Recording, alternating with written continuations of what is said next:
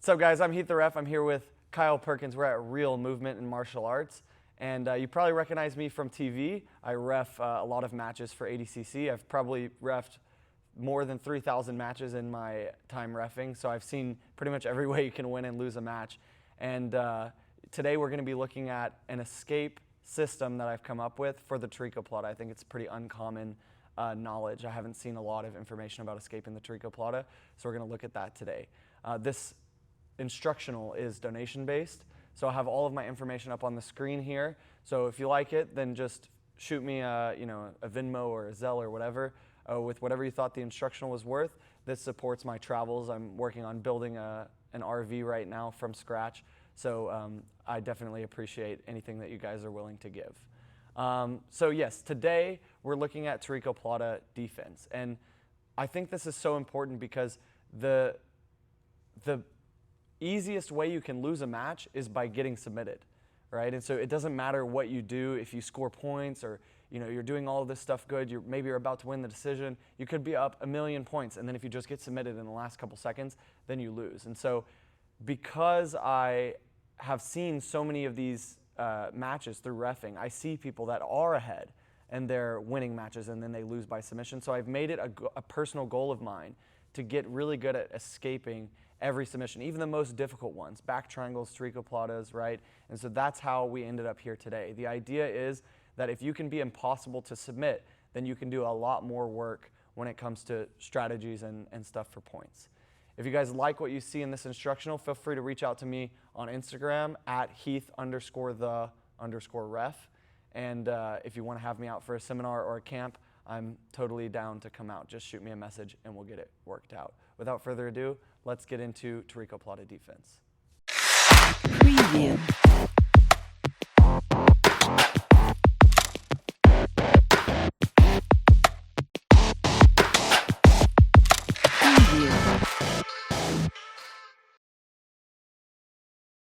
All right, so before we start on defense, I think it's super important that you guys understand how to finish a Tarikoplata, right? And so if you're not familiar, Tarikoplata, or in other words, legs kimura, is a move where you use your legs to apply kimura pressure to their arm. It's a very, very strong move. It's both of your legs against one of their arms. A great move to use against bigger people, and so it's very secure and not a lot of people know how to escape it. So let's look at some main concepts that I like to teach people when I teach attacking the Tarikoplata. So Kyle's just going to lay on his back here. Just wait a little bit. And there's a couple kimura ideas that I want to show you guys in general.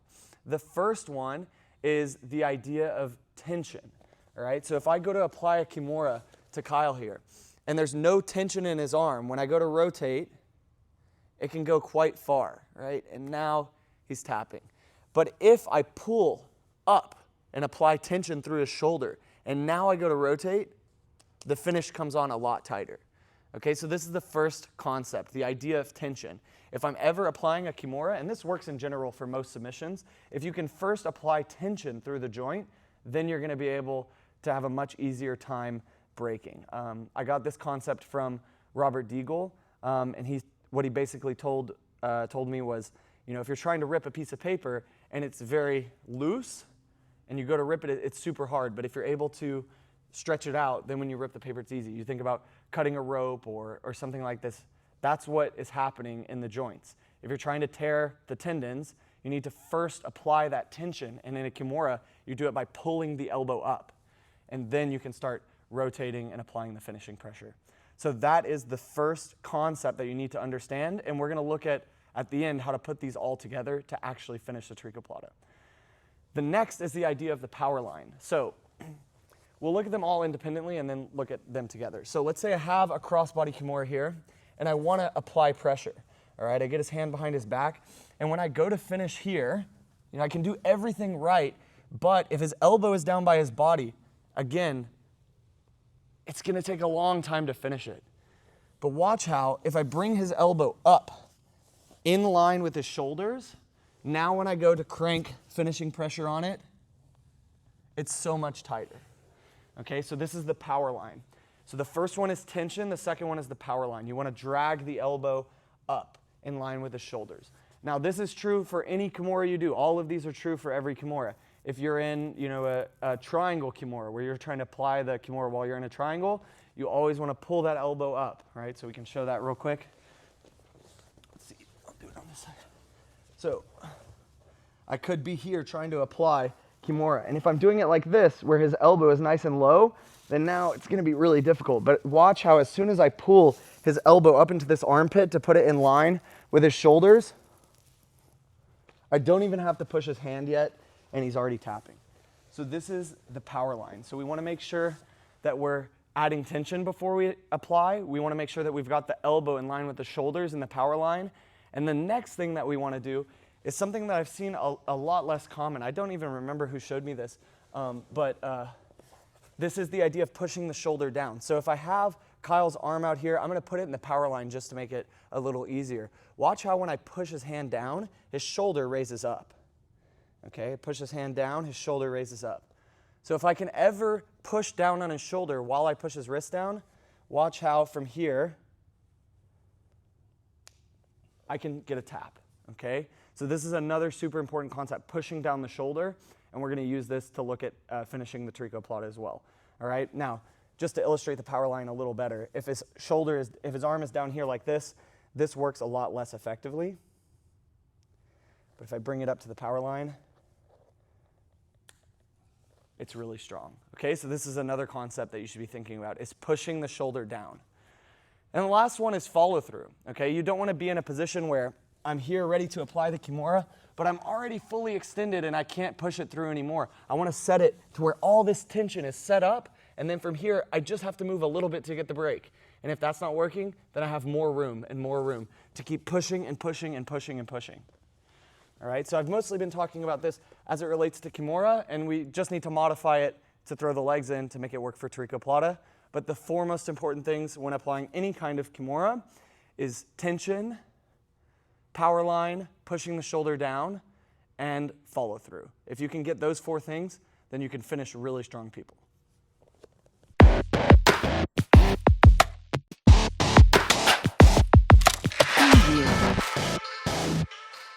All right, so now you know what the most important things are that you should be looking for when you're applying any kind of kimura lock, be it regular kimura or Tarikoplata.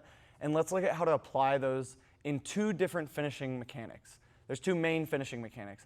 The first one is the tailbone to hip finishing mechanic, and the second one is the hip over the shoulder finishing mechanic.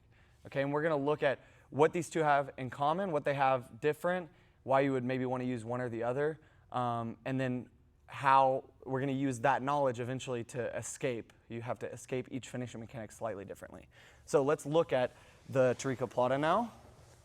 So we're going to start in this dorsal kimura position. I'm not really showing entries right now, but so you get an idea, I have a kimura grip, and I throw my leg over the top, and I lock his wrist in the pocket of my knee.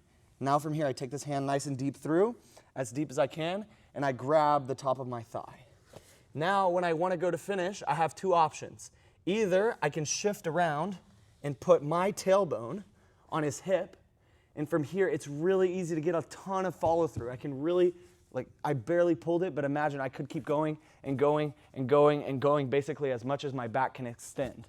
And in this way, I'm using my strong back muscles to apply pressure, right? And I just make sure that his hand is always in the pocket of my knee, and from here, I can get the hip over tailbone finish.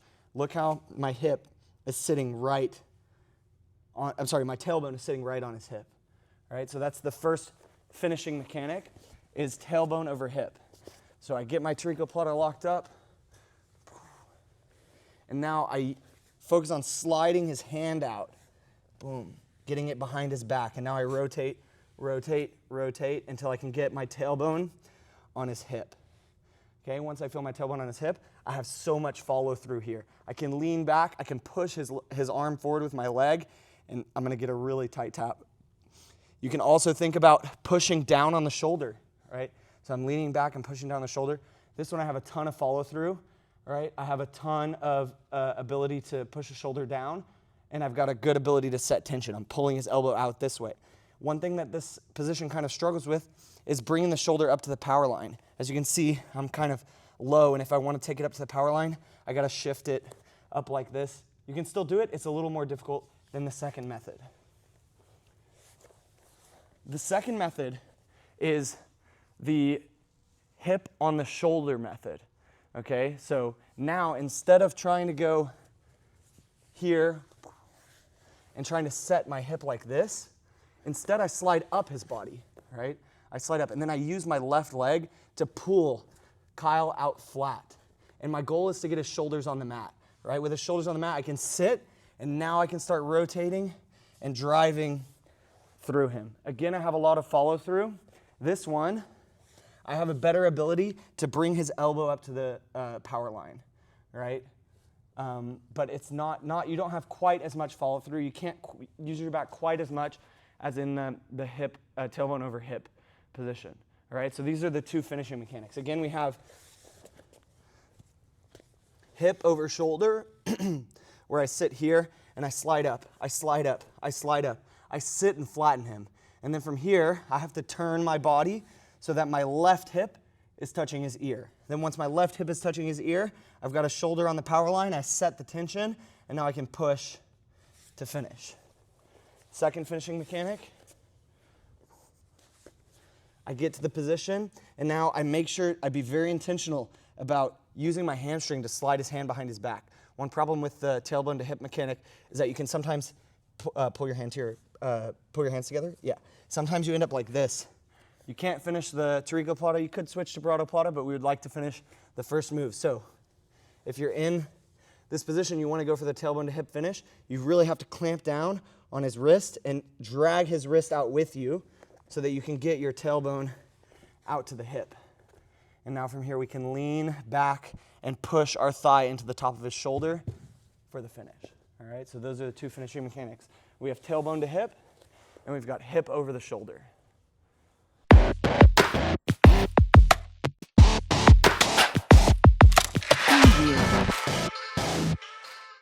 All right, so now we know the two basic finishing mechanics for Tarikoplata, but let's look at two advanced details that we can add to both of these to increase our finishing percentage on these this legs kimura Tarikoplata. So regardless of which finishing mechanic you do, I'm going to show probably the hip over the shoulder. That's the one that I'm most comfortable doing, but both are very good. When I get to this position, if I'm sitting on top of my partner like this, he's going to be able to reach his right hand up and grab my hip and pull me back over the top. And now I have to follow up. And we're going to look at this, how to follow this up, but we would ideally not have to deal with this. So go back down now. So how do we prevent that? Well, we want a really stable position. And the stable position we're looking for is called shin and shoelace. So while I'm sitting here, rather than keeping my knee off the mat, I'm going to take my knee and put it down to the mat like this. Now when Kyle goes to drag me backwards, it's extremely difficult because my entire shin and shoelace are across the mat here. Okay, and now it's going to be possible to do all those things we like to do, dragging it up and finishing this way, or if you prefer this finishing mechanic where you're sitting the tailbone over the hip, you can do that one as well. But always shin to shoelace, and then we use the shin and shoelace to drag his hand across the mat to get the finish. Now, notice that in both of these finishing mechanics, regardless of which one you choose, you have to change the orientation of your hips and his ear to go from the entry position, which is more like this, where my right hip is touching his left ear, and I'm finishing the Tarikoplata in his left arm. I have to make it to where my left hip is on his left ear when I'm finishing the Tarikoplata on his left arm. So it's all left to finish, okay? So it doesn't matter which one we do. If Kyle is able to keep his left ear on my right hip, and I try to finish from here, it's gonna be extremely difficult. Even if I get shin and shoelace, and he keeps that ear on my hip, then it's going to be very difficult. So you have to understand that whatever you do when you go to finish, you have to switch the hip that's on his ear.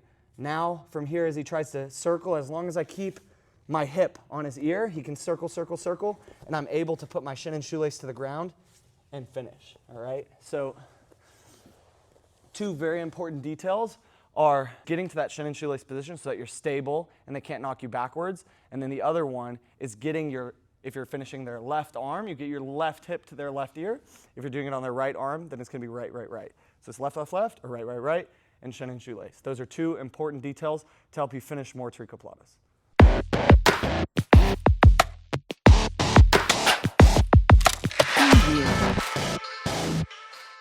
All right, so now we know what to do when we have a Tarikoplata or legs Kimura and we're on top. But what happens if we end up on bottom? Well, it's very difficult to finish a Tarikoplata from bottom. You typically want to roll the guy to the top, to where you're on top position in order to finish. And so that's what we're going to look at now. So we have two basic choices when we're applying a Tarikoplata from bottom and we want to roll the guy through. We can either keep our legs unlocked or lock them, okay? If this guy is posturing fairly hard and he's connecting his hands together, then I want to use my hamstring on the back of his head to push it down. And now when he tries to posture, it's all of my body weight on his head, so he's not going to be able to posture up. But if I feel like maybe he's posting his right hand on the mat, maybe he's got his left hand inside of his thigh or something like that, and he's really posturing his head up, and I feel like his arm is about to slip out, in that instance, I'll lock a triangle to keep this bend in the arm. If the arm ever goes straight, that's when I'm going to lose it, right? So we're going to keep the bend in the arm. Now, regardless of which position you're using, are you using open legs, are you using closed legs? In order to actually roll somebody through, we need to get parallel with them. All right, so you can get a grip here over the ankle or the hamstring, and we want to pull ourselves in so that we get parallel. Ideally, we get this deep overwrap grip, right? Now from here, in order to roll him, all I have to do is start pulling his elbow to my shoulder, right? Pulling it up to the power line, and then I take my knee and start raising it up, right? And from here, it's so easy to roll him over. Now I post on the mat, and my shin and shoelace are already on the mat, and I'm in position to finish with whichever finishing position you want. Okay, so I'll show that again so you can see. We're in bottom Tarikoplata here, all right? Maybe this time I feel like I need to use this open leg method because he's posturing up, but his hands are connected.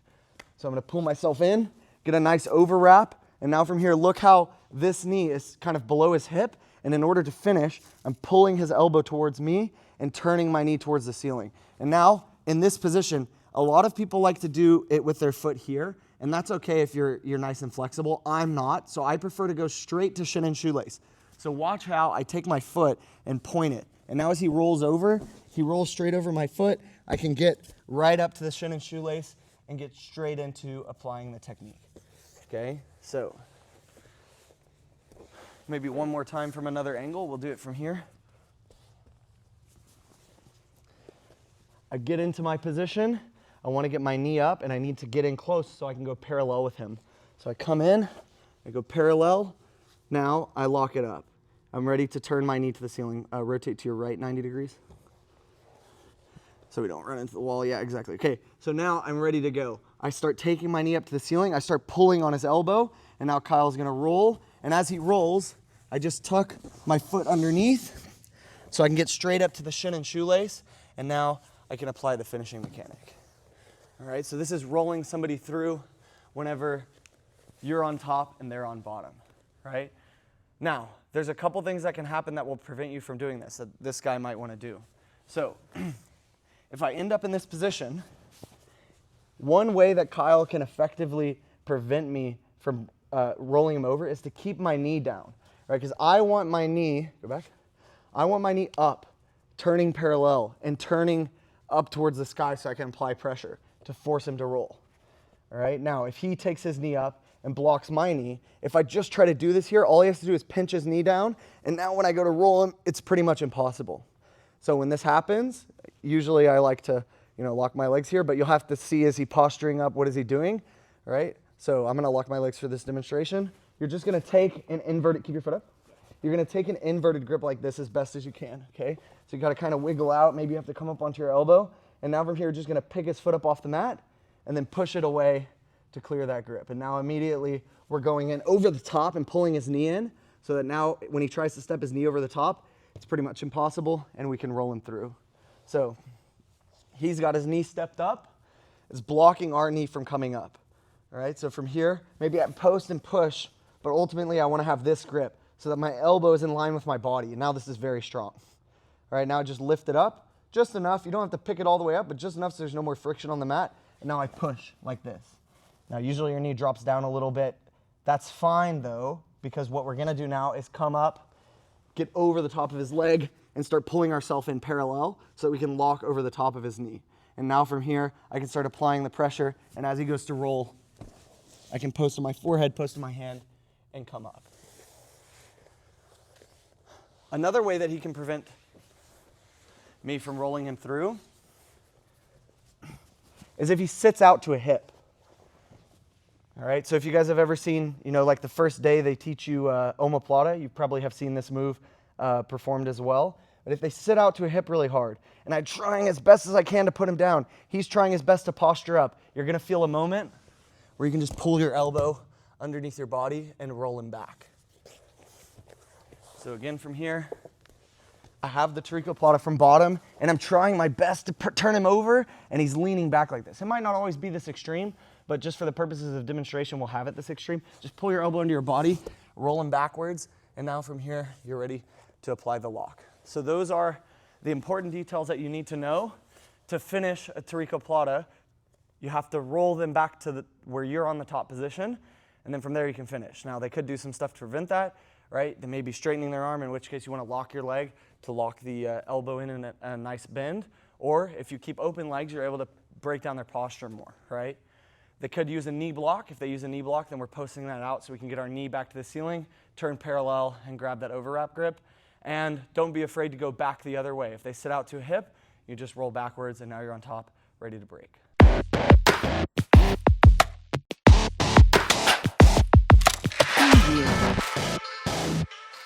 All right, so now you guys know the basic finishing mechanics and basic problems that people give to your Tarikoplata offense. You always have to end up on top. But let's look at a basic entry so that you know how to not make a super basic mistake.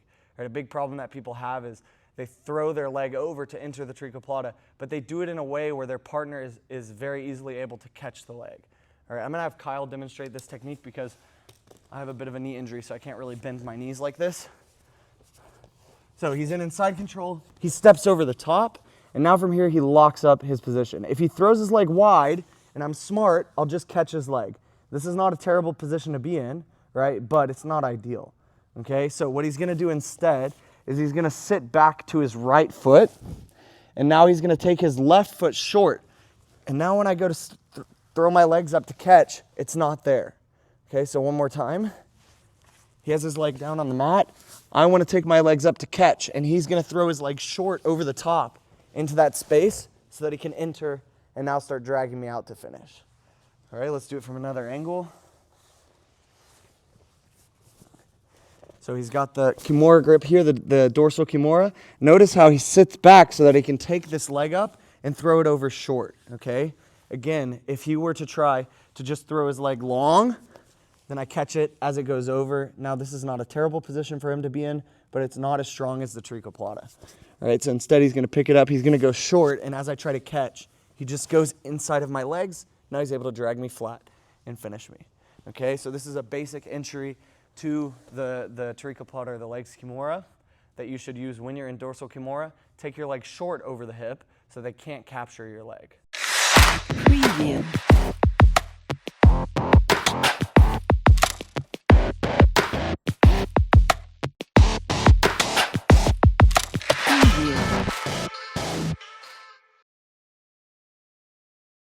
All right, so now you guys know how to finish a Tarikoplata, and let's reverse engineer those details to figure out how we can escape.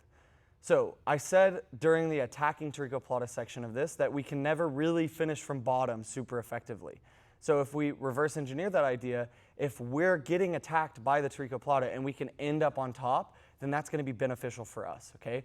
All Tarikoplata escapes start by getting to top position, okay? So let's look at a super basic one. Kyle's got me in the dorsal Kimura position, and he throws the Tarikoplata over, all right? The easiest way to knock him backwards is before he gets shin and shoelace to the mat. You can't do this from shin and shoelace. He gets shin and shoelace, and now I try to pull him backwards. It's not going to work. He's too heavy on that side. So while I'm still up on my side and he's still sitting on top of me, I'm just going to take my hand, grab inside of his hip, and turn everything to my left to pull him down to the mat here. And now from here, we're ready to start our defensive sequence, okay, which we're going to look at in a second. Now, come back up now. Now, let's say this guy's got a little more skill, and as you try to go to pull him backwards, right, he posts his hand on the mat. Okay, so I go to pull him backwards, he posts that hand on the mat. From here, I'm going to take this hand and start pushing the post out. Ideally, I push the post out and I'm able to come up. But this is a little bit idealistic and doesn't always happen. So sometimes as I push it out, he hops, and I have to pass his hand with my hand to my foot. And now from here I can kick and sweep his hand out from underneath him, and now I'm up ready to escape. Okay, so both of those again. He's got me in the dorsal Kimura position. He throws the leg over, all right, and from here, I'm gonna be able to reach up to his hip and start yanking him down. If I can get him all the way to the mat, that's awesome. I can come up and start defending. But this guy's a little more skilled, and as I start to pull him, he posts the hand on the mat. I just look at the hand, post it out just enough so I can fit my foot, and then once my foot's in, I can clear the hand with a sweeping motion, and now I'm up, ready to escape. All right, so 2 ways to get on top from the dorsal Kimura, straight off of the entry. All our escapes start from top position, so we need to get good at getting from bottom to top.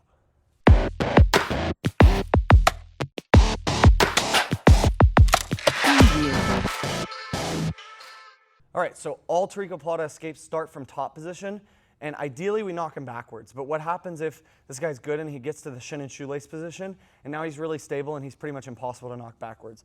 Well, we need a way to get to top position, and this is the fundamental thing that will start all of your Tarikoplata defense. If you can't get good at this move, you're never going to be good at escaping Tarikoplatas. I call it a 2-stage heist. The first step of the 2-stage heist is to deny the ear and hip connection that he wants, okay? Remember, if he's attacking my right arm, he wants to put his right hip on my right ear. So I need to deny the connection of right ear to right hip. And I'll show you guys how to do that in a moment. And the second stage is a scissor, right? The scissor is what actually takes us up to heist, okay? And that's how we're gonna escape. We have to do a 2-stage heist so we can get up to top, and then we start escaping. So let's look at it right now. So Kyle's in the Tarikoplata, and the thing that he wants to do is he wants to take his right hip to my right ear, right? So the way, rotate this way a little bit, Kyle. So the way I'm going to deny that is I have to start walking towards him. So the first step of the 2-stage heist is to walk towards him. I'm just going to put my hand on his hip right here, and now I'm going to start walking towards him. And notice now, if Kyle goes to try to finish the Tarikoplata, as long as I keep preventing his hip from touching my ear, then he's never going to be able to finish it. Let's rotate around more. Okay? Now, we can't just stay here forever, right? So from this position, we're fairly safe, and now we can start the second stage, which is the scissor. Okay? If I just try to scissor from here, it's very difficult. So while I have to walk towards him to begin so that I can get this position, once I get the position, it's fairly easy to maintain. I just hold my hand here. And now from here, I can start walking my feet back, back, back. And this is not easy, but this is what you're going to do to get out. You have to come up, and now you can scissor your legs and get on top. So this is the fundamental movement, the 2-stage heist. The first step is to deny his ear and hip connection, and the second step is to scissor. I'll show you guys one more time. He throws this leg over, and from here I deny ear to hip. All right, so I do that by grabbing his hip and walking towards him. All right, rotate back a little bit. All right, once I deny ear to hip, it's possible to sit up and start scissoring.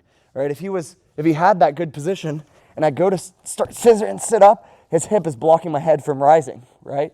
So I need to block that position. I get to here, and now from here, as he tries to finish the move, I can start walking my feet away, walk my feet away, walk my feet away, all right? And now I can scissor, start getting up, scissor, and now I end up on top. This is the fundamental move to start all of your Tarikoplata defense, the 2-stage heist.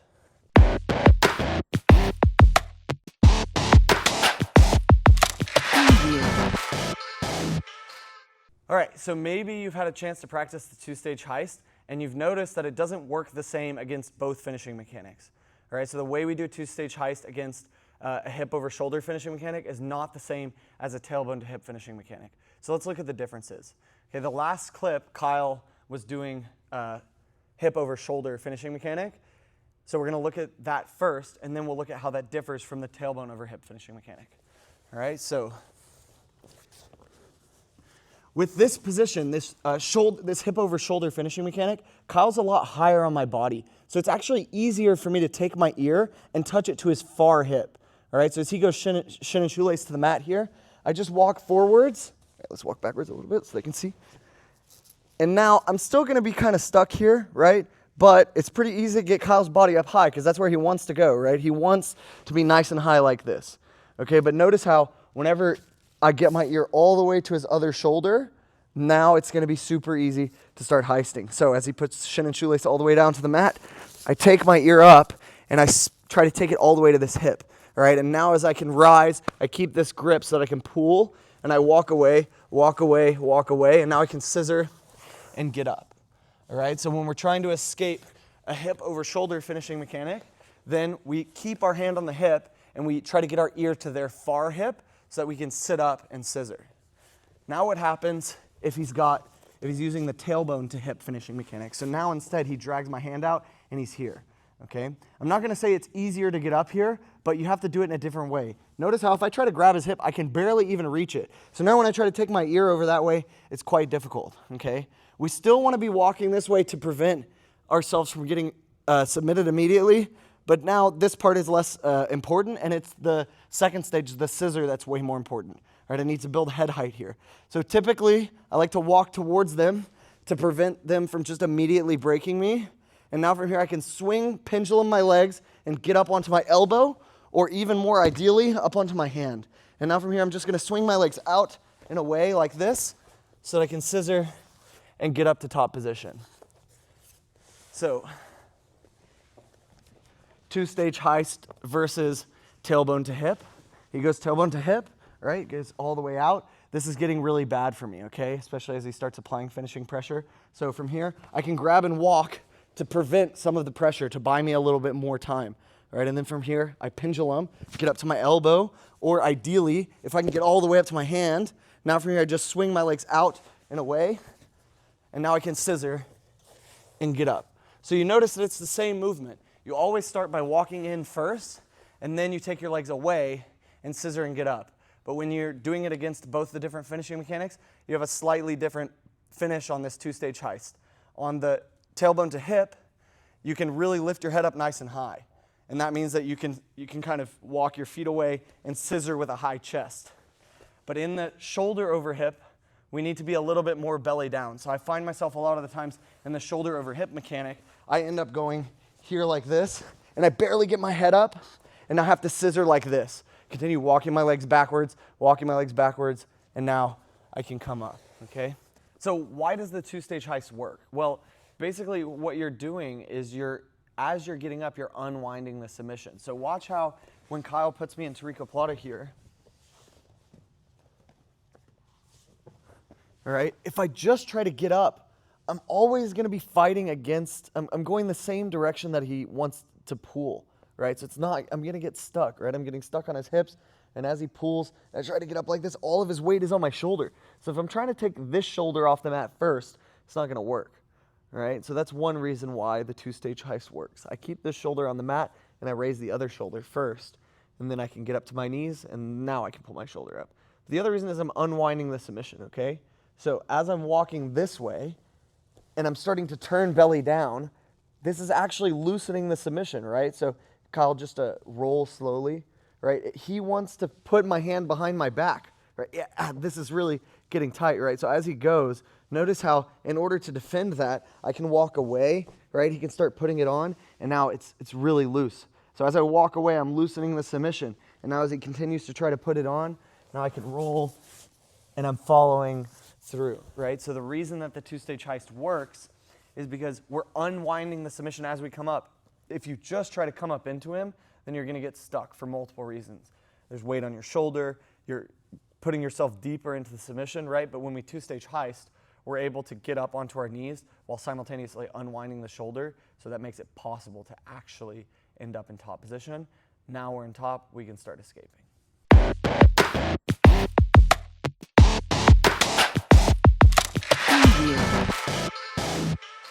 So ideally, we do this two-stage heist, we get up and we hold top position, and we're able to just do one of the moves that we're about to show, right? But that's not always the case, okay? Maybe, you try to stay on top and this guy rolls you through again, and if you just roll slowly and don't roll with intention, then you get put on bottom, you get stuck, and maybe now you go for your two-stage heist, but it's too late and you get finished. Okay, so when we're able to get to top, we want to roll through with a good intention, all right? And that is always the intention, to get as far away from the ear to hip connection that he wants. Remember, if he's trying to submit my right arm, he wants to touch his right hip to my right ear, right? So if my right arm is under attack, as I roll through the second time, I want to put my right ear to his left hip, and that's going to give me an advantage and make it even easier to come up the second time, okay? So Kyle's got me in a legs Kimura here, Tarikoplata, right? And I'm able to walk into him so I can get up to this position. And as he goes to apply the submission, I walk away and I'm able to get up, okay? Now from here, what he's gonna wanna do, remember, he wants to get parallel. He wants to push my head down and he wants to start taking his knee up. Just don't grab my leg for now. So as he starts to put my hand behind my back, I have to roll from here. But as I roll, I'm trying to put my right ear on his left hip. Okay, if we were to roll through, and so I'll just show you for example, if we were to roll through and I end up getting stuck with his left hip on my right ear, this is where he can finish me. Right, let's go back. Just come back to here. So as I feel him start to roll me through, I'm gonna put my ear, my right ear, on his left hip. Okay, I'm sorry, did I say that right? Yes, okay, yes. Right, I don't want right to right, I want right to left, okay? So I'm gonna duck my head underneath like this, and as he rolls me over, I do a slight shoulder roll so that I can get up to this position. I post on his thigh, and now I can drive back up in. Kyle's probably gonna roll through, and now we can repeat the process. As he rolls me through, right hip to left, right ear to left hip, I come up, post, and we're here, rolling every time, coming up in, and notice how I can roll faster than him. Right, so every single time I roll through, and I'm rolling for an advantage. As long as you keep rolling and keep the movement going, it's going to be really, really hard for him to finish. You can just keep rolling, keep putting right ear to left hip or left ear to right hip, roll, roll, roll, roll, roll, and then we can look to stabilize top position and do one of the escapes that I'm about to show, or lots of different things can happen, right? But the main thing is that once you get top, now the escape starts, and you want to maintain top. The easiest way to get back to top if you get rolled through is by putting your ear to their opposite hip and ducking and kind of doing a slight off to an angle forwards roll.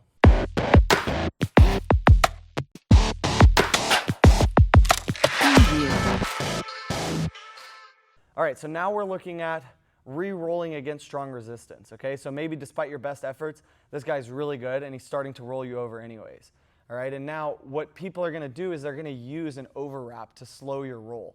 And you need to have a good response for this overwrap, because if he just holds the overwrap and rides on top, then he's going to have a ton of control and be able to stick you with him on top, and now he's going to finish. Okay, so let's look at how to deal with that. So Kyle has got me here in this position, right? Now, ideally, I'm able to get my knee up, right? But he's posting it out and clearing it, and now I may have to re-roll, and now maybe I can get on top or whatever. But if this happens, okay, notice how he's got an overwrap on my leg here. So look around here, you can see an overwrap on my leg. This is extremely difficult to deal with.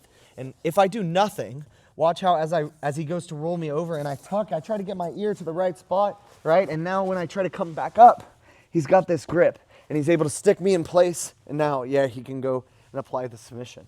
All right, so we need to do something to clear this overwrap, because if he holds on to it, he's going to stick our back flat to the mat and finish the submission. Okay, so he's got the overwrap. The first thing that I try to do is I give strong resistance. I don't want to tip back too far here, right? Because here he's going to roll me backwards, especially with the overwrap. It makes it slightly awkward to, yeah, now here he's got a good ability to roll me backwards. So I like to stay up on my knee, but I want to put like some weight into him. I want to stack him a little bit.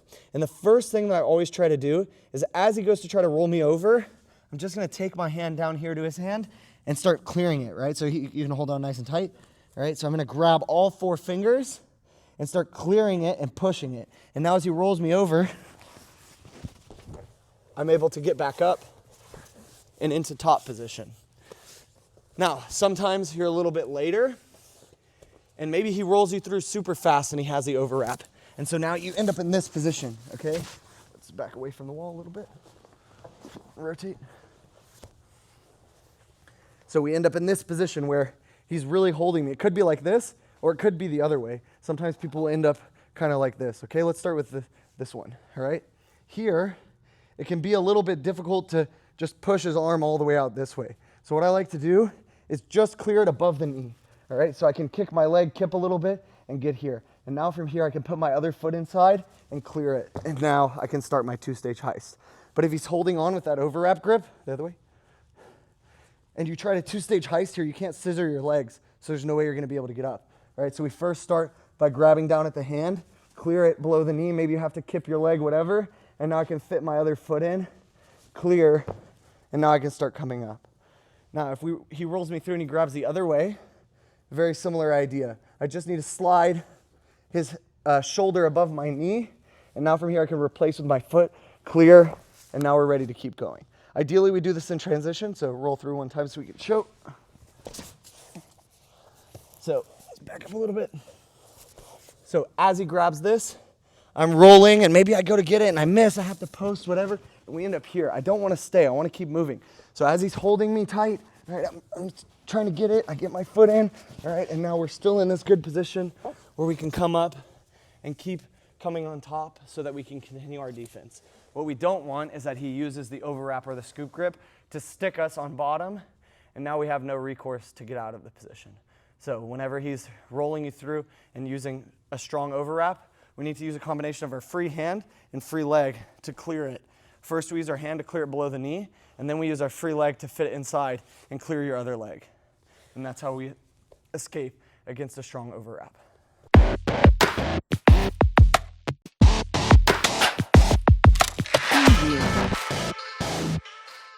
All right, so now we're able to get to top position and we want to maintain top position, so how can we do that? All right, so let's say we hit our two-stage heist, right? We get into this Tarikoplata position and we go two-stage heist. Okay, I walk towards, and as he goes to sit, I walk away and I'm able to get up. All right, from here now, I want to maintain this top position. So a lot of the times when you get here, his knee is going to be quite low because he just came from bottom position. All right, so all I'm going to do is I'm going to take my knee up and place it inside of his knee. And now when he goes to try to finish, it's extremely difficult for him to roll me over. And this is gonna buy me a bit of time to do the next move that we're looking at, okay? Now, like we looked at the beginning, he can just take a post, an inverted grip on my foot and push it out and away. And now his knee comes up. That's okay. If that happens, he rolls you through, you go ear to the opposite hip, and as he comes up, I just step up my knee onto the inside again. Right, so we're always trying to get back to this position. So we might have to roll through 1 or 2 times to get here, but then we're able to get here. Now, another way that we can stay on top, let's just start from the position here. Another way that we're able to stay on top is if my hand is in front of my body, I can sit out like this and I scissor my legs. All right, and now as Kyle tries to roll me over, I have my whole leg in front. All right, and I'm posting my hand, maybe you need to connect your hands or whatever, right, but my leg is the main thing. All right, I'm here getting it as far in front of my body as possible. Kyle's trying really hard to push me forwards. It's not going to happen. Now, you do have to be a bit careful here that you don't overextend yourself backwards. Now he rolls backwards and he still ends up on top. All right, so in this position, we try to find a balance between our front foot and our back foot here. All right, where my top leg is towards the back, my bottom leg is towards the front. He tries to send me forwards. It's difficult and I resist. I post and I lift my head, right? Because I don't want to get folded like this. Yeah, now he could definitely roll me through. So I'm resisting here, but I'm not resisting so much that I'm going backwards, okay? So now as he pushes me forwards, I resist, and now when he goes to roll me backwards, I can use this leg to push myself forward. So we can play between the position here. He tries to push me forwards, I push off of this leg. Now he tries to roll me backwards, I push off the back leg, all right? And we can play between here, and this is another great way that we can stay on top. Either we use a knee block to prevent him from rolling us forwards, or we can sit out, and both of these buy us time to hit our escapes. Is there a reason you do one over the other? Do you miss the knee block and sit to your hip? Do you sit? Is there a reason that yeah, that's a good question. Separate it otherwise. Let's see. Why would I? So sometimes come back to this position. Yep. So here, like this, right? Yeah. All right. So why would I be in this position? I would be here if I feel like every time I roll through, then you try to, I try to get my knee block and you're able to roll me through every time, then I might end up stopping in this position. Yep. And my goal would be that as I'm posting here, you're trying to move me forwards. Yep. I start walking back in and posting my two hands together like this. Yep. And now I can get up and do the next escape. Nice. Yeah. Cool. That's why I would do that one. Cool. And then the knee block is just the like initial one. First idea. Yeah. Cool.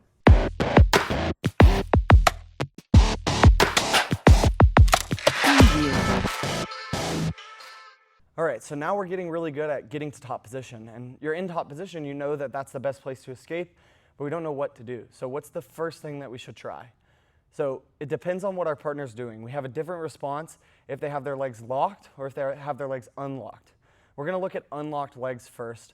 This is kind of the most ideal and conservative approach. If we can do this, then this is the way I'm going every time because there's almost no risk of counter. Okay, so we're just gonna start from the top. Tarikoplata now. Okay, now always I'm looking to get to a knee block. Okay, so this is a really ideal position where I have my knee in front of his. Okay, now I'm gonna post up on my hand so that when he tries to put weight into my head, I can use my hand as resistance. I try to take my head up as high as possible. Now, when I feel like the time is right, I'm gonna step up. Let's rotate a little bit. I'm gonna step up and connect my two hands together. All right, now I can push my arm straight. This is gonna mitigate the amount of pressure that he can put. When he tries to put me over here, it's not impossible, but it is difficult. All right, and now from here I flick from having a knee on the outside as a knee block, I flick my knee to the inside and get it in here like this. Okay, so we go back.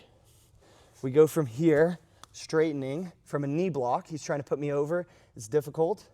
All right, and my hand on my own hand is straightening. Now I'm making space, I just flick that knee out and around to get to this position here. Now from here, it's okay for me to take my arm out, turn, and collect a claw grip here. All right, so I've got his leg inside the claw, and now I can start turning the corner. I've got this cradle position, and from here I can start attacking his back. So we turn our defensive position into an offensive position. I'll show it again. We get to the Tarikoplata, we end up on top, and we get a good knee block. All right, and now when he goes to put me over, it's very difficult, okay? Now, I like to stand up here and kind of squat down a bit and put both my hands in so I can straighten my own arm. I flick the knee in place. All right, so look how I flick that knee in and around. And now, if I can get up to his neck, I take a claw grip. All right, maybe you want a slightly more conservative approach. So as you free your arm, you want to kind of pull it back. We can slide it down to the leg. And now from here, we can start throwing legs to the inside, collecting the secondary leg, and attacking the legs, all right? So two options when we escape. Always we're pushing that arm straight, we flick the knee inside, and then we can either go to the back or slightly more conservative into the legs, or maybe you just disconnect completely. And that's how we escape versus unlocked legs when we get to top position.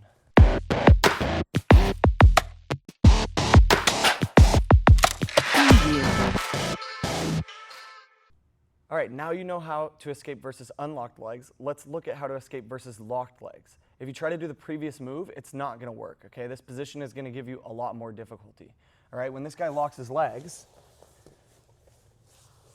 notice how even if I have a good knee block, even if I'm able to stand up and start straightening, it's gonna be really hard to get the knee in. Even if I get the knee in, his legs are locked, all right? So it's gonna be really difficult to take your arm out in the previous way.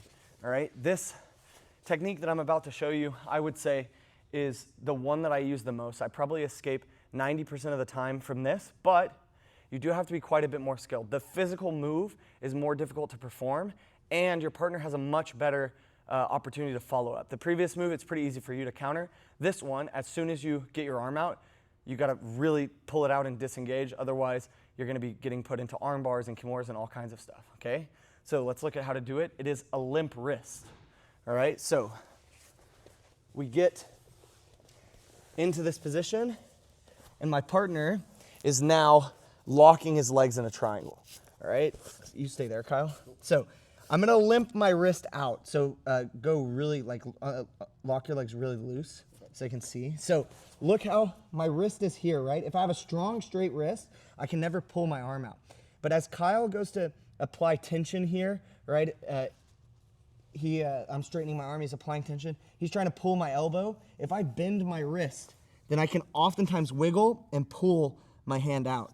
All right, so look how he's trying to pull my elbow. If I keep a strong wrist, I get stuck, but I just bend my wrist and limp it. All right, every time you do this technique, you have to be ready for an armbar follow-up. If you turn this way, then you're gonna get armbarred every time. So what I like to do is immediately turn my elbow to face him, and now from here I can sit and put my knee on the inside and pull my arm out, okay? So let's look at it from a slightly different angle so that you can see the knee. All right, so as he's trying to pull my elbow to the power line, I'm able to pull my wrist up and limp over the top. And now I turn my elbow to face him, and I can sit on my butt and use my knee to pull out. Now, whenever I do it like this, how I'm showing you, where I'm just using my wrist, it can work, but sometimes you need a little bit more power. All right, so previously we looked at, you can use two hands to push like this and straighten your arm, but now his legs are locked, so we can't do that, right? So here's what we're gonna do instead, all right?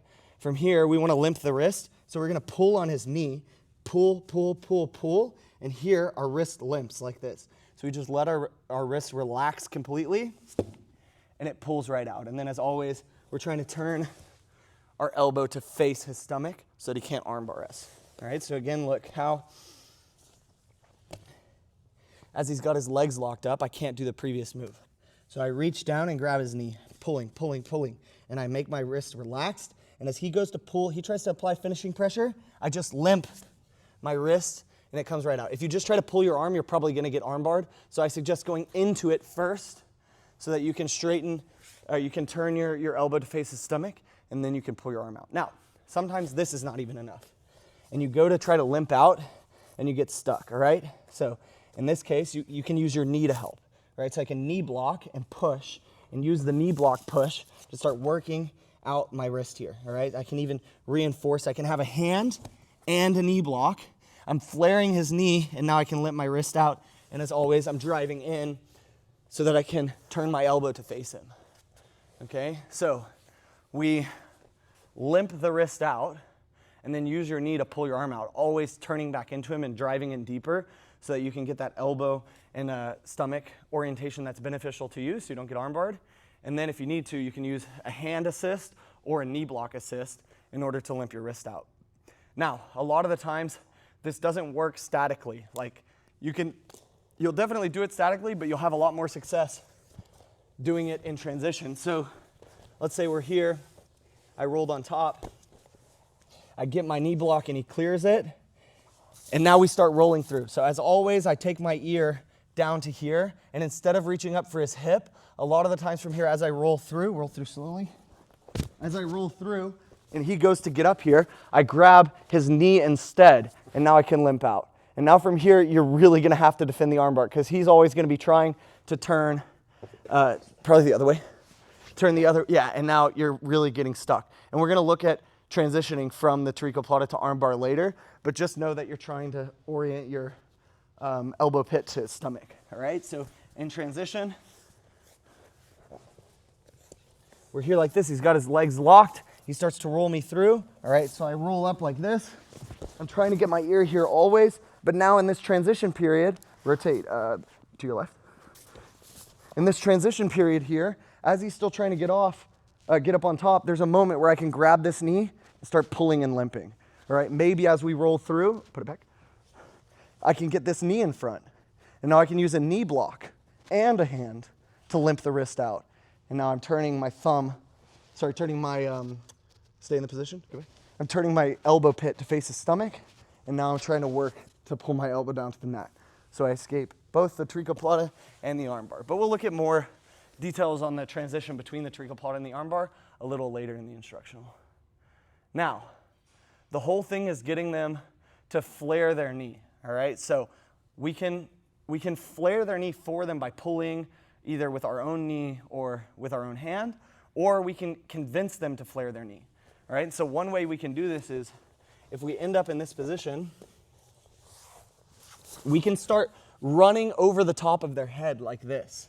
So if I step over him, you're not gonna probably be able to escape here. Maybe you can pull up and escape by limping the wrist as well, but what everybody is gonna do here in response is they're gonna flare their own knee. Because what he's trying to do, he's trying to push me this direction, I have no base. and put me back down to the mat. Exactly. Notice we're in the same position, but he's willingly flaring his knee from here, right? So he's probably gonna be flaring super hard, so I can just reach up, relax my wrist, and pull it out.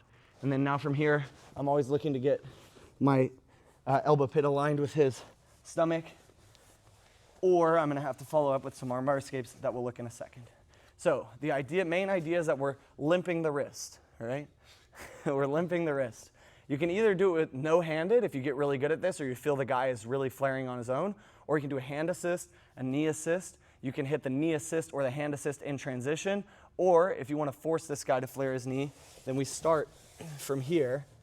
We run over the top, and now he's going to put us down, and in order to put us down, he has to flare his knee. So go back just a tiny step. So he's flaring his knee, right? And now I just pull and limp out, and now we're ready to escape the armbar. At least we're not in a Tarikoplata. Maybe we're in a submission that you guys know how to escape better. And that's the limping the wrist. It's the main way that you're going to be escaping Tarikoplatas. Preview.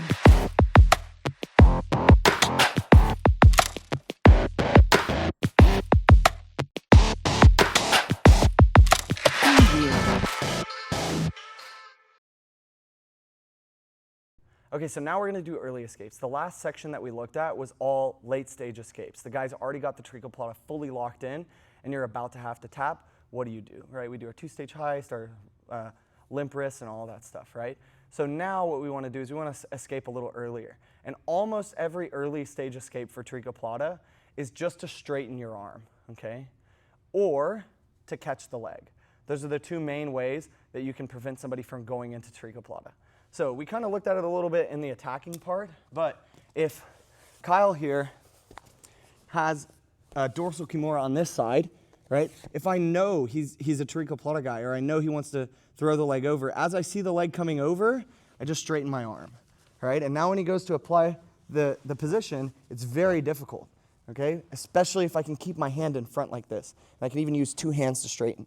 Now when he goes to apply from here, it's very hard. He has to do something to rebend the arm, all right? It's not impossible, but it's difficult to do it from here, all right?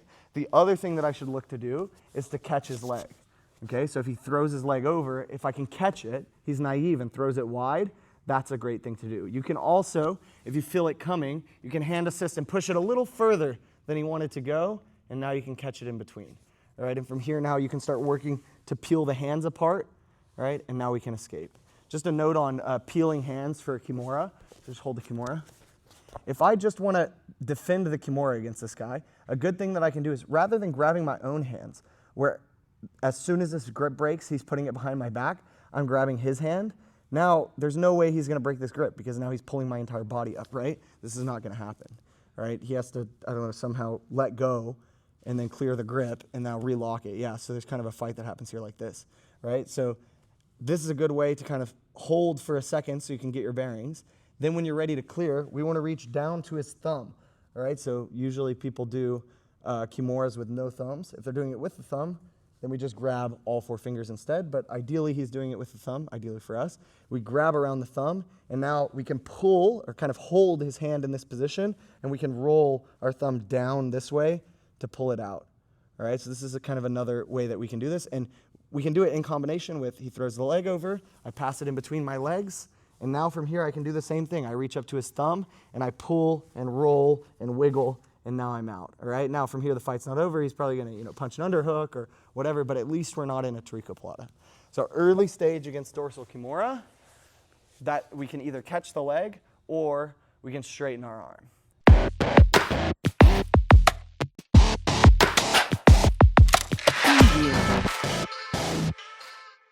All right, so before we move on to defending follow-up attacks, I wanted to go over in a little bit more detail what you're actually trying to do when you straighten the arm, all right? So Kyle's gonna have me in dorsal kimura here, and I have kind of two options depending on the stage, how deep he is to entering the Tarikoplata. If it's very early, and I know that he wants to put me in Tarikoplata, but he hasn't thrown the leg over yet, I can start straightening my arm and bury my elbow inside of my thigh here.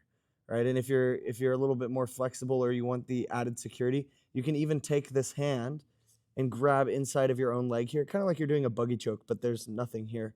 Right, and now when Kyle goes to throw his leg over, even if he's able to get it over, it's so awkward Like I'm gonna give him a little space here so he can lock up on his thigh, but it doesn't make any sense. But even if he does get it locked up and he tries to start applying the submission here, he's just cranking my bicep. So it's not actually adding any rotation to my shoulder, right? So again, if we're in this beginning stages, I'm not just straightening my arm. I'm straightening my arm and burying my elbow inside of my hip, right? So now when he goes to throw it over, he can't catch on to anything, right? And so from here, I'll be able to pull my arm out. Maybe it'll result in a scramble, but we're not in Tarikoplata. Now, a little bit later stage than that, so there's kind of like 3 levels, right? There's the level that we looked at the beginning, and then that's the first level now, and in between those, where he's able to capture my elbow, but I've straightened my arm initially, so he's able to kind of lock it up, but I have, my arm is quite straight here, so he's not all the way down to my wrist. What I would like to do is turn my palm up and start flattening myself out to turn my elbow to the mat. Right, and now with my elbow towards the mat, when he tries to apply the submission, it's very, very difficult because he's not in the right plane. All right, so we'll rotate 180 so you guys can see from the backside. So he's here. I'm trying to straighten my arm, and even as he gets it locked up, notice how I can turn my elbow to face towards the ground. All right, so let's rotate slightly this way. Yeah, okay, so you guys can see my elbow here. It's facing towards the ground. My palm is up. All right, and now it's going to be possible for me to start pulling my arm out to escape the submission. Okay, so very, very early, if you want to prevent somebody from even entering the Tarikoplata, you just hide your elbow, bury it inside your thigh. And now he's only going to be able to throw his leg over your shoulder, and there's no way he's going to shoulder lock you then. Then, if it's a little bit later and he is able to get above the elbow, if you can turn your palm up, then he's never going to be able to apply Kimura pressure, which comes from this direction. Right, so we externally rotate our humerus so that we can get the elbow close to the body, and now he can no longer attack us with the Tarikoplata.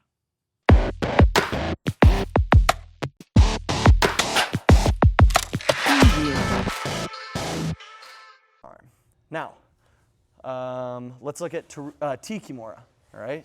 So he's got T Kimura here. This can also happen from arm bar, so just go to arm bar real quick. All right, it's the same move. All right, he's got a Kimura grip.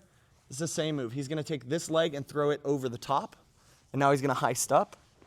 And now he's entered the Tarikoplata from the arm bar. It can happen from T Kimura as well. All right, so we're here in the T Kimura, especially if I try to, he can throw it straight over. If I try to get the back and he slides that knee under the bottom, and now he just throws the leg over the top. Now he's in a great position to heist up and start attacking, right? So we need to know that this is a good position that he can enter from and be aware so that we can either try to trap his leg or straighten our arm, all right? So for example, from the T Kimura, as he throws it over, I can straighten my arm, and now when he gets up, it's gonna be very difficult for him to finish. We're at least gonna have quite a bit more time until he's finishing us. This is a way better position to be in than if he's up like this. Yeah, this is very, very difficult, right? Or we can try to trap his leg. So say we're in T Kimura, he throws it over. If we can get a grip behind his Achilles tendon like this, he throws it over. A lot of people are gonna kind of stomp to the mat, and now from here, we just pass it in between our legs, and then again, rotate a little bit. From this position, we reach up and grab his thumb. Once we grab his thumb, we can strip the grip, and now we can turn our palm up and pull our elbow back in. So that's how we escape versus the T Kimura or armbar transition to Tarikoplata. Now, you could also end up getting put into a Kimura from a Choi bar or from a hip step Kimura. So it could be that from here he grabs Choi bar like this. Yeah, exactly. Now, let's do early stage first of the Choi bar defense. So go back.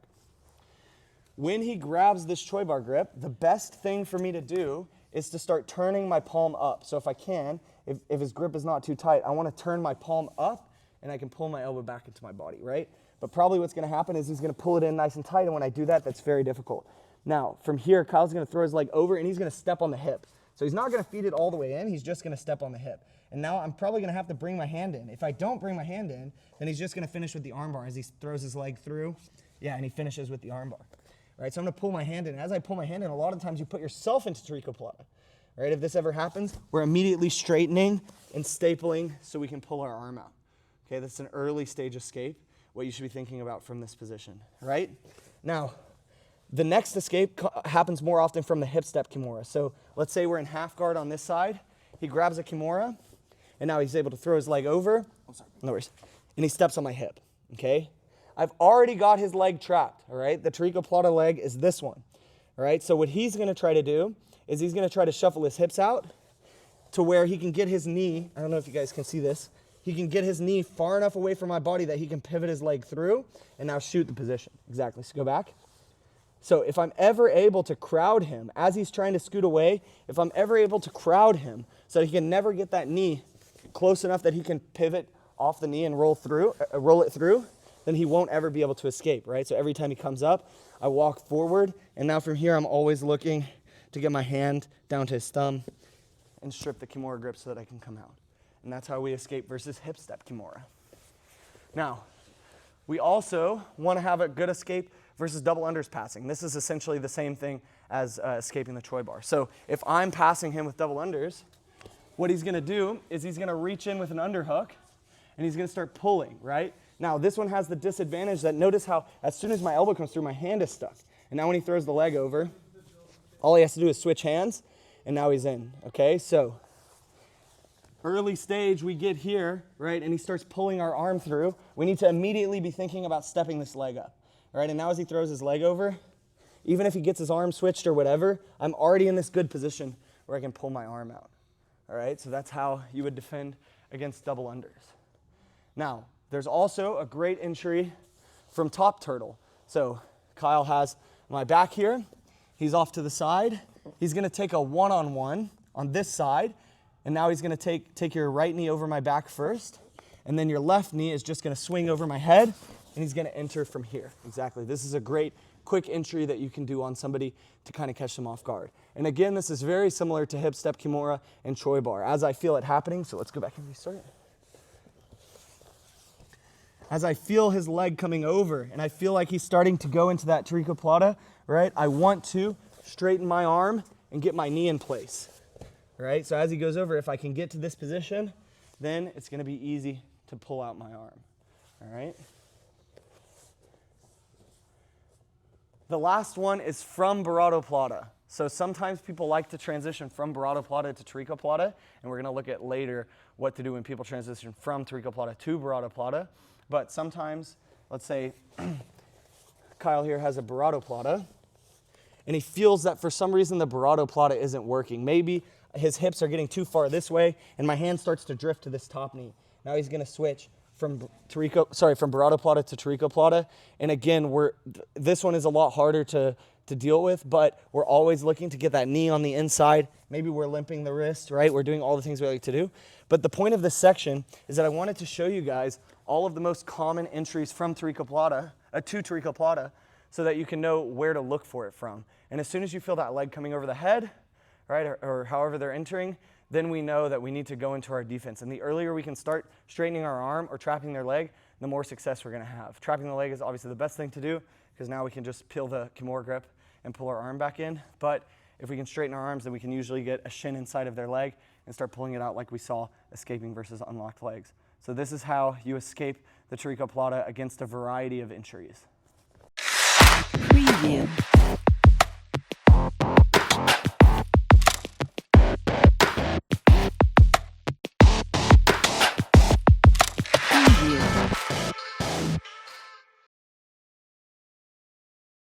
All right, so once you get good at escaping the initial attack, the Tarikoplata, especially if you're using a limp wrist to get out, you're going to end up running into a ton of follow-ups. Your partners are going to adjust to this escape, and they're going to find follow-ups. And we're going to go over how I like to escape the main follow-ups coming straight out of the Tarikoplata. The most intimidating one is going to be the armbar, right? So I'm here in a Tarikoplata, and I'm able to limp my wrist out, and Kyle is just going to rotate both of his knees to face towards the ground, and now he's able to straighten my arm and apply armbar pressure, right? So this is really bad. So what we need to be thinking about initially is whenever we slip our wrist, we want to turn our elbow to face in line with his body, right? And now from here, if he tries to armbar me, he turns his knees over the top. I can continue rotating my elbow to point towards his hips, right? So I slip my wrist. He wants to go arm bar. So I just rotate up like this, and now anywhere he goes, I can follow. Now, we don't want to just leave our arm dangling out there. So as we looked at earlier in the instructional, as soon as I limp my wrist, I sit, and I can use my knee to pull out my arm, okay? So this is how we escape an arm bar directly from the Tarikoplata. Now, sometimes when we're doing this, we get stuck anyways, okay? And the whole thing that is going to stop you from escaping is if you stop moving. So if he turns his knees down here and he's starting to apply pressure, it's starting to get tight, I'm going to have to start moving. So the first thing I'm probably going to have to do is roll forwards, okay? As long as I'm moving, I'm usually pretty fine. So I'm going to roll forwards over my shoulder, and as soon as my feet hit the ground, I'm running to the other direction so I can hit a hitchhiker, turn my elbow to face towards his hips, and then again I can sit, knee, and pull, all right? So that one more time. We're here, and I limp my wrist out. Now he turns his knees down. If I just stop here, I'm definitely gonna get finished. So instead I roll forwards, and as soon as my feet touch the ground, I run in a circle, and my whole goal is to get my thumb turning down towards his body, my palm down, so that my elbow pit faces down. If he were to try to apply armbar pressure here, it doesn't make any sense. He's just bending my arm, right? And now if I need to, I can put my knee behind his leg and pull my arm out. So this is what I like to do if my partner chains the Tarikoplata escape with an armbar.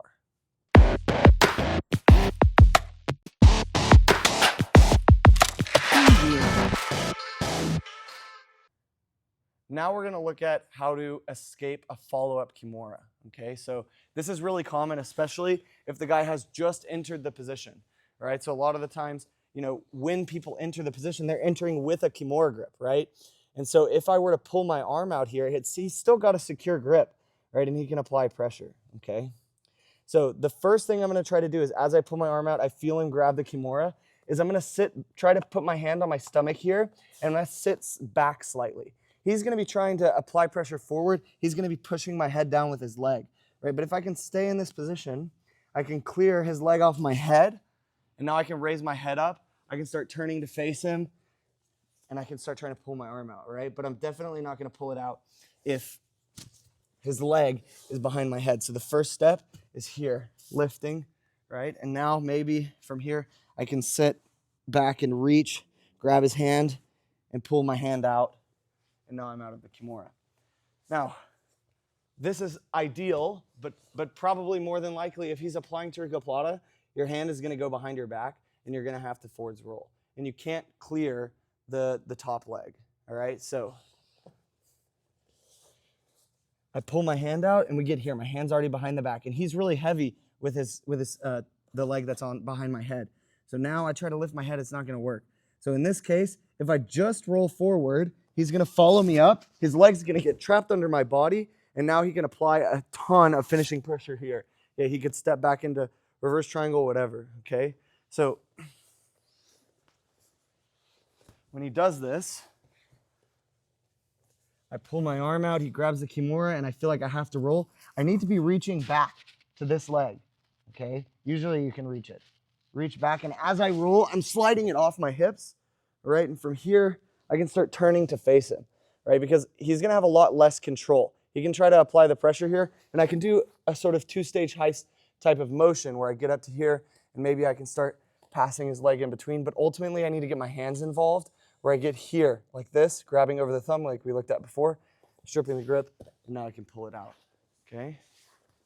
So, just to review,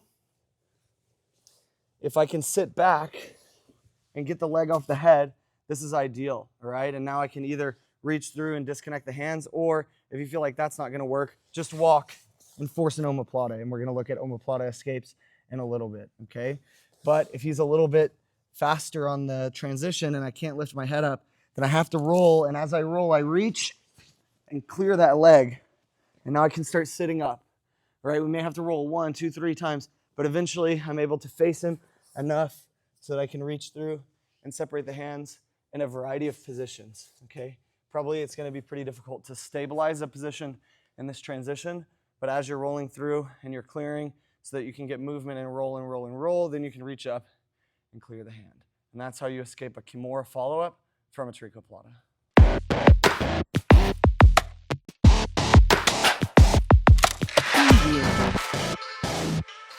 Let's look now at what to do if your partner switches from Tarikoplata to Omoplata. Omoplata in no-gi generally is not that difficult to defend compared to the gi, but that's assuming that you're willing to roll through. All right, if I get into the Tarikoplata and pull it out, and now Kyle switches to Omoplata, and I'm really trying to maintain top position here. Maybe I'm posting my leg up and doing those things that people like to do to maintain top. Here's where Kyle can apply a lot of pressure, right? So you have to be willing to roll, and there's a couple ways that we can roll. We can just roll directly over the near side hip. That's what most people like to do, and if that were the case, I would just roll, and now I can face him and pull my arm out. Okay, that's the most basic thing, all right? Another way we can roll is as I pull my arm out of this, one thing I like to do is he's usually going to be sitting up on his elbow, right? He wants to sit up on his outside elbow. So I take this leg up, post my head on the mat, and now I can grab his far hip. Okay, and from here, I'm going to roll underneath him to roll his entire body over to the other side. And as I roll, I take my arm out, and now I'm in a position where I can start attacking his back or front headlock. Okay, so again, I'm in the Tarikoplata. I rip it out into Omoplata. Okay, if I just try to stay up here, right, he's going to get a perpendicular angle to me, and he's going to start hooking his feet underneath my far arm. Yeah, and now he can really apply pressure. This sucks, right? You have to be willing to roll in no-gi, all right? So you could just roll straight through. That's easy. And pull your arm out. Or if you want a slightly more aggressive way to start attacking him, I can put my forehead down to the mat, step my leg up, grab his far hip, and now from here, I roll into him and carry his hips over the top. So I'm going to go here, underneath, and pull my arm out. Right, so my arm is already free over here. If it's not free, it's pretty easy to pull out. He's going to have a hard time holding on from this position. And now from here, I heist up to my knees, and I can attack either front headlock or the back.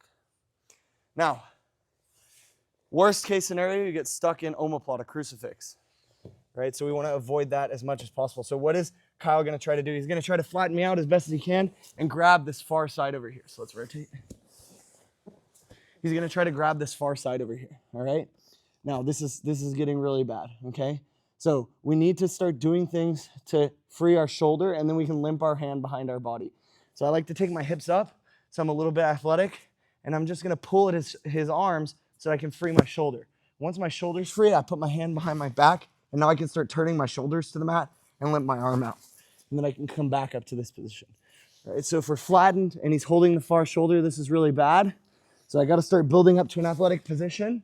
From here, I free my arm, and now I start shimmying my back to the mat so I can limp my arm out.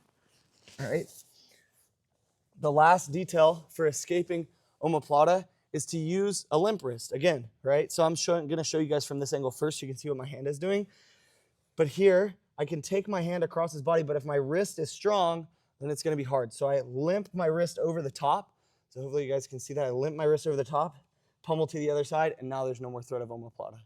Okay, so slightly more realistic situation here. He's kind of sitting up. He's trying to, I may have to roll or commit my shoulder to the mat, but I can limp my wrist and get it to the other side. It's the same way that you do it for Tarikoplata, right? He's putting pressure on. I roll through. Maybe I have to roll through one time. He comes up, and as he's coming up, I limp my wrist to the other side, and now we're free. This is how you escape Omoplata in no-gi when he transitions from Tarikoplata to Omoplata.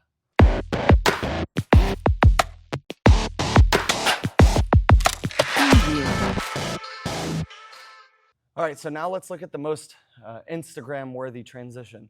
That's going from Tarikoplata to Burratoplata. So if we're both sharp competitors and I go to straighten my arm and Kyle's still able to throw his leg over, a lot of the times to rebend my arm, if he feels like he can't get the pressure to do Tarikoplata here, let's rotate 180. What he's going to do is he's going to switch the hands and rotate to where my hand goes into his, like the crease of his hip, right? And now he's in a Burratoplata. And this is really, really bad for me Okay, the first thing I'm gonna do is go back to Tarikoplata. Notice that to do this, he can't be in the shin and shoelace position, right? This is gonna be quite difficult. So he's gonna be sitting on me a little bit more. And as he hits the transition, I'm gonna reach up and grab his hip and pull him out this way. Now he posts on his hand, and as his weight is coming this way, I'm just gonna post on his hand and push it out and away. And now I can come up into this position where he's got a fully locked in Tarikoplata, but I'm not on bottom. Okay, we'll look at what to do if you get stuck on bottom next. All right, the first thing I'm gonna try to do is I'm gonna lift my hips up and reach through with my free hand and grab his foot. All right, and now as he's trying to push and turn and all those things, now I'm just gonna push into him a little bit, and then my hip goes away so I can pull, and we're almost in like a 2-on-1 shin if you guys do body lock passing. All right, so from here now, I'm gonna look to step over, just like a body lock pass, and pass it off, so I end up in this position, all right? And now from here, it's pretty easy for me to pull my arm out. This escape is the log splitter. Got it from my friend Tom. He's got a great Tarikoplata instructional, so you can go watch that if you're interested. So let's show it one more time. So we've got Tarikoplata. I'm doing the log splitter escape. So I'm coming up to my feet. I push into his foot. He wants to push off of me because his whole goal is to spin his hips flat out and away. Yeah, that's painful. Okay, so I push into him a little bit, and then as I feel that push back, I'm just gonna pop my hip out and remove his foot. Okay, now from here, I'm gonna look to get this knee over top of his knee. Might not be easy, but you know, we're not in a ton of danger here, so we can spend some time here. And then we pass knee, knee, and now I can take my arm out and we're out of the position, okay? Another option we have when we get on top is we can roll through. This is similar to the way that we roll through when we're doing a second roll, a follow-up roll to escape Tarikoplata. So Tarikoplata is fully locked up here. All I'm gonna do is roll my head through this direction. So I'm unwinding the Tarikoplata. In the same way that the two-stage heist unwinds the Tarikoplata, this roll does as well. All right, so I just roll through, and now as Kyle goes to come up and get on top or whatever, I'm a little bit ahead of him, and I can start pulling my arm out, okay? So again, we're in the Tarikoplata, right? And I don't want him to, get access to my near side leg here. This would be really bad for me, okay? So he's gonna, as he starts spinning, right, I'm just gonna roll underneath and roll him on top of me. And now as he goes to adjust and come up, it's usually quite easy to pull your arm out, okay? Now, what do we do if we go for this Tarikoplata and at some point he's able to put us flat to our back? This is super bad, all right? So we'll just start from here. What Kyle wants to do is he wants to use a series of kips or pushes or whatever to get to this grip, right? And if he's able to scoop underneath my leg here, he can start sitting me back to this position. Let's rotate to this direction, yeah. Okay. Now, the way he's gonna finish this is he's gonna bring his foot on top of his own foot like this, and he's gonna push into my shoulder, yeah, tap. Okay, this is a great way to finish the Tarikoplata. Okay, so I need to be able to walk my feet back. Notice how if he's not scooping this, I can just walk my feet back and get up. And now it's really easy to escape, right?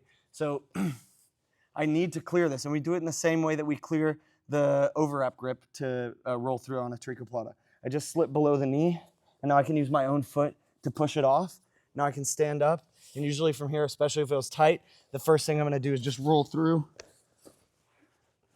And now we can start untying the position. Okay, so two good escapes for Tarikoplata. They both start from the top, just like Tarikoplata. We have the log splitter and we have rolling through. If you end up stuck on bottom, you need to do everything in your power to free the near leg, all right? You're gonna be pushing down using foot and hand in combination to free your leg, and then you can scissor and get up.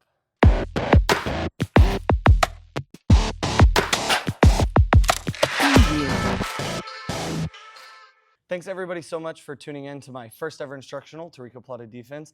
If you thought this was valuable, I'm gonna leave all of my information here as well as in the video description so you can send a donation. Again, this instructional is donation based, so pay whatever you thought it was worth. Like I said previously, I'm currently building out an RV to live in from scratch. So your money will go directly towards my RV build. Yeah, let's just do a quick review before we close it out. So we saw some finishing mechanics at the beginning for the Tarikoplata, which were important to understand to reverse engineer the Tarikoplata. so that we could escape it, right? And the main thing that we saw is that we have these 4 ideas of tension, where I'm pulling up on the elbow, power line, where his elbow comes up in line with his shoulders, right? We also have this idea of pushing the shoulder down, where I can push his hand down and push his shoulder down and get the tap, and follow through, okay? We never want to be all the way at the full extension and then we have no more left, right? And so when we escape the Tarikoplata, we have to do something to defeat one of those, okay? And the main way that we saw about getting out of the Tarikoplata is using a 2-stage heist. None of our escapes come from bottom position, they come from top, right? And so we're turning into them first so that we can clear space for our head, and then we scissor to get up. Once we're up, if their legs are unlocked, we can easily fit our knee inside of their shin and pull our arm out that way. That's the most safe, the most ideal way to do it, but it's slightly unrealistic. The second way, which is much more common, is with a limp wrist, right? So we're able to limp our wrist and pull it out of the Tarikoplata. We looked at some early stage escapes so that you guys know where to expect them to come from and how to defend early by straightening your arm, turning your elbow up, or capturing their leg. And then the last thing we looked at was how to defend follow-ups, okay? Because when you inevitably limp your wrist, your arm is still going to be stuck between their legs. So you have to be really good at escaping the follow-up moves. Otherwise, if you escape Tarikoplata directly into a fully locked armbar and you have no escape, well, then you're probably still going to get submitted. And the whole point of my training philosophy is to be super, super, super good at defending submissions. That way, if you're up in points in a match or whatever and somebody throws you in a submission, you feel confident that you can escape and you're not going to lose or blow a lead that you had because you couldn't escape the position. That's all I got for you guys. If you're interested in having me out for a seminar or booking a private lesson, just shoot me a message, Heath_the_ref on Instagram. I'm looking forward to seeing you guys.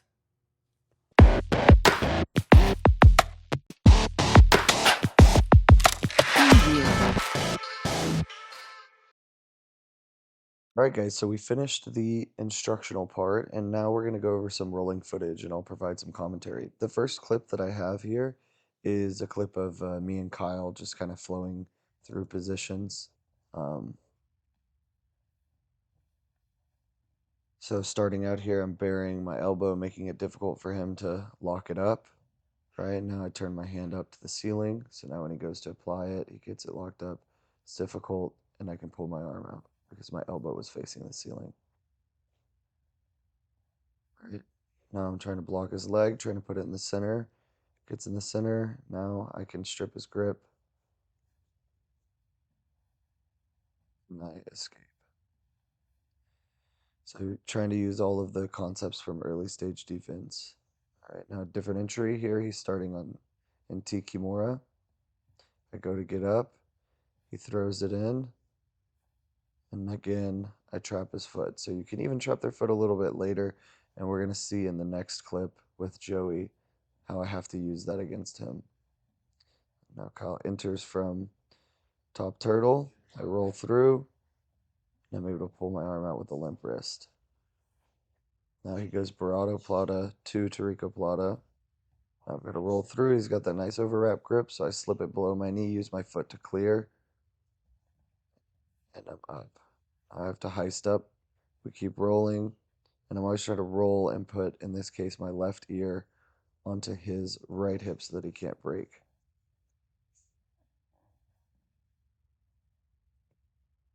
Capture his foot again. Block it in this case anyways.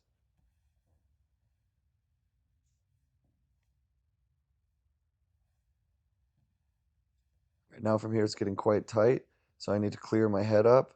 I can walk my feet backwards. I got to belly out for this one because he's more hip over shoulder. And now I'm able to get my arm out.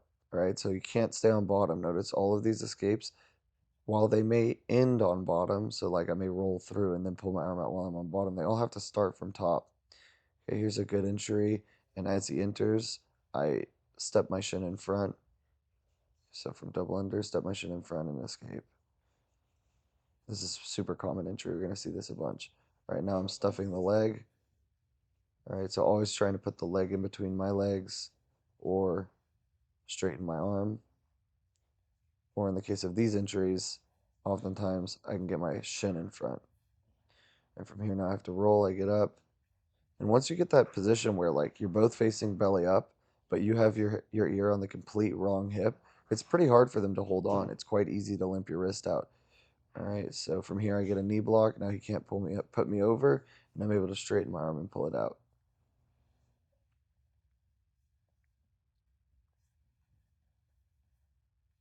Here I go grab his hip, two-stage heist. He's over the hip, so I have to belly out. All right, so I'm doing the two-stage heist where I belly out rather than building up. Here I get a knee block. He can't put me over. He goes into Kimura, now into omoplata. Now I limp to escape the omoplata crucifix, roll through. And now he's going to go back into the Kimura. I pull out. So we're not like going super hard here, trying to show you guys kind of every position so I can get a feel. All right, here he goes in again. He's got a nice deep overwrap.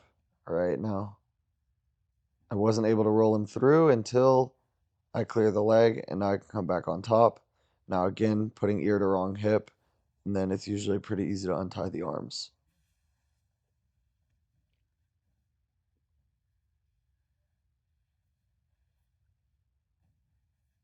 This one was kind of more easy to get up because Kyle willingly rolled the bottom, and we're gonna look at some match footage where that happens to Kyle in a match. Here we are going for the armbar escape, so they go for armbar. You're immediately turning, right? I limp my wrist, limp the wrist with the hand assist, immediately into a turning escape. I have to get, yes, and notice how as soon as I get my elbow, the pit of my elbow facing his hips, then I'm immediately turning. So let's look back at this one. This is a good example. So, right hand assist. Now I go for my turning escape, and as he turns the other way, I have to turn back so that he can never line up the tip of my elbow to his hip. I want the pit of my elbow in his hip. Step the leg up. This is the first escape that we looked at versus unlocked legs. Counter with the leg entry, right? So for that one, you can counter with the limp wrist. You typically can't counter. Kimura, I have to roll through. I clear the foot off of my hip. Now I can heist up. He's going to enter again.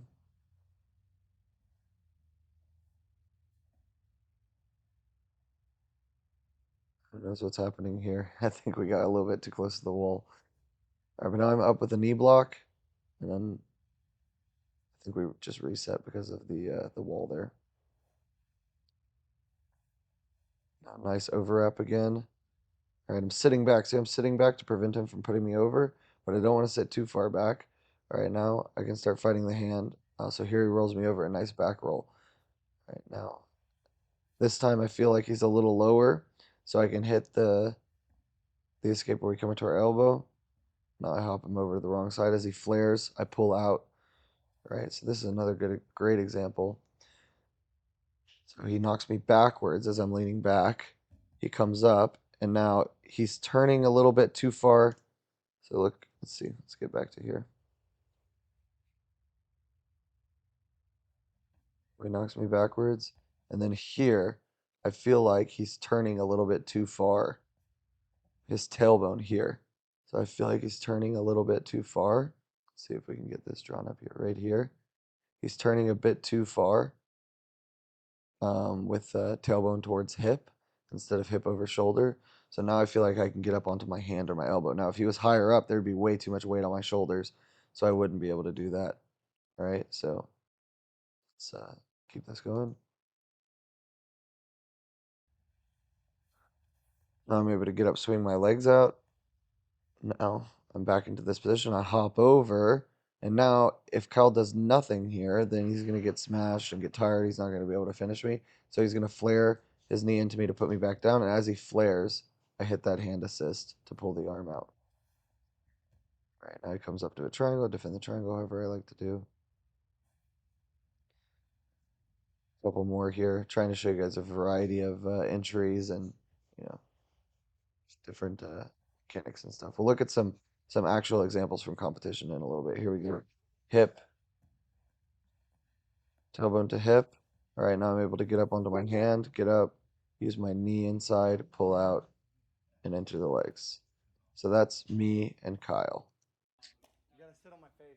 All right, second clip we got here is of me rolling with Joey. Now, funnily enough, Joey asked if he could do this with gi pants on because he had seen part of the instructional and thought that gi pants might help him. And it was actually quite annoying.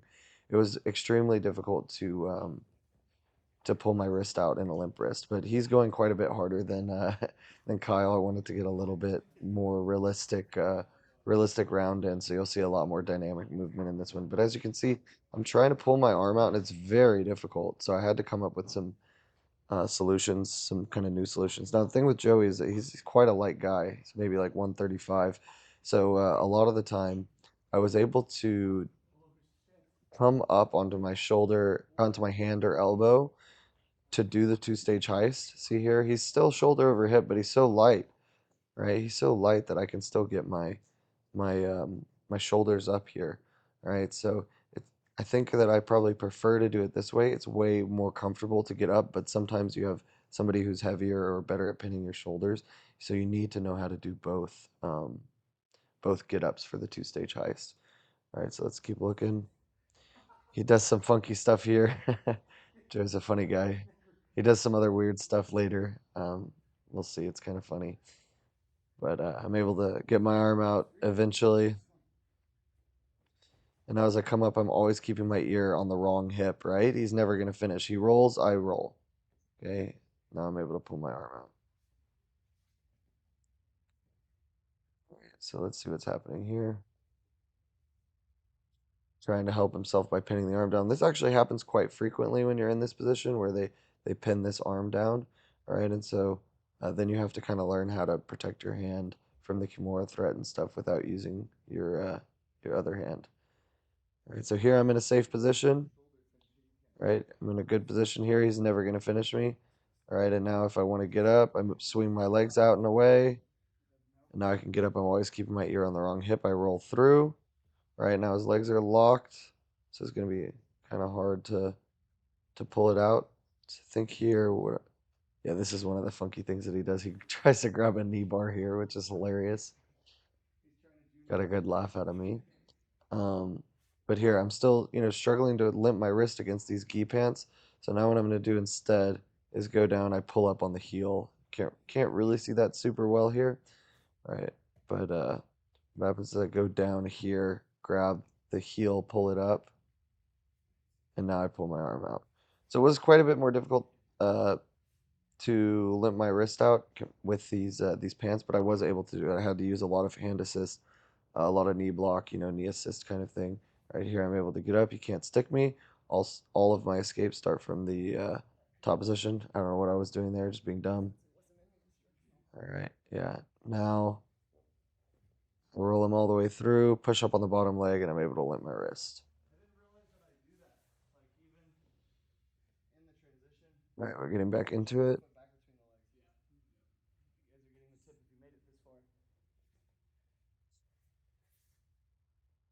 All right, so Joey, I pull him backwards, he posts, I clear it so I can get up. Okay, that was a beautiful example of that. Now he's holding my leg as I roll through. I have to slip it. Okay, so roll him through, post. Now watch how he's holding this grip, holding this grip, holding this grip. My hand reaches down and clears it right there. Now I can get up. All right, so I start walking away. Make sure my ear's on the wrong hip. And then as he transitions, tries to go to armbar, I just always make sure that the pit of my elbow faces his hips. Then he can only bend my arm.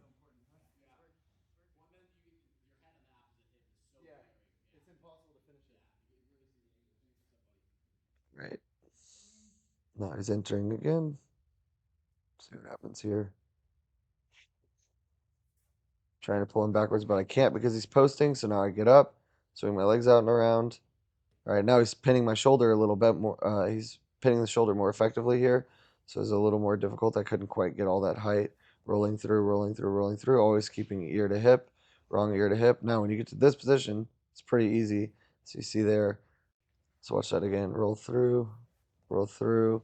Now I get that ear to hip. Boom. Now I get to here. And now instead of limping, which I can't really do because of that gi pant, I go reach down for the ankle and pull it back up.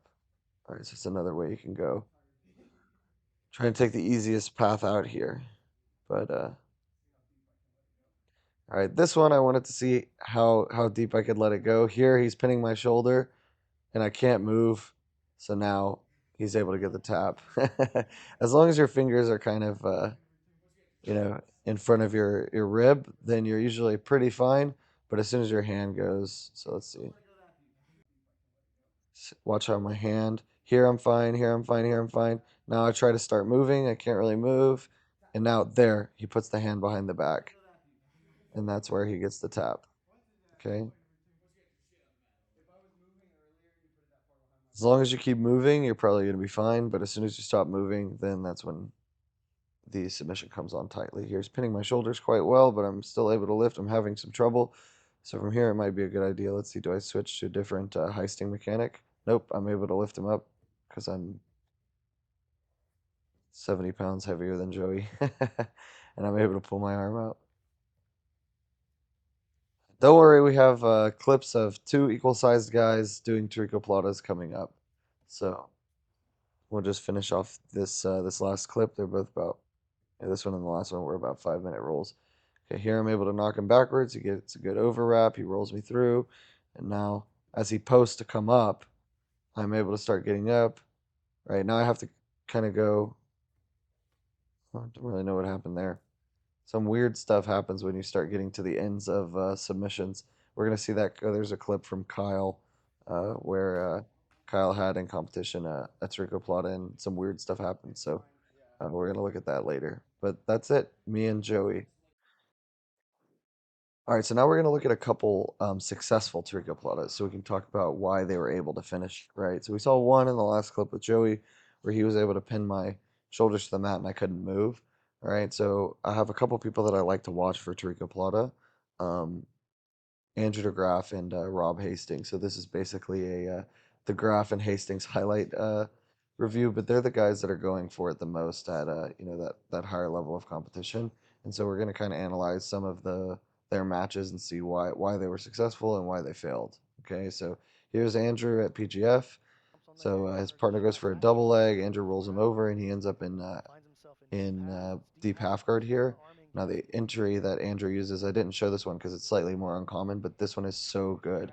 So look how from here, Andrew is digging for an underhook with his left hand, and now he's going to take his right hand over the top. So everyone always hides their arm underneath for deep half, right? So look how Andrew is able to get over the top here, right? So he's already over the top with his right arm, and now he's going to reach up here. He's going to reach up and grab his thigh. So his hand's on his thigh.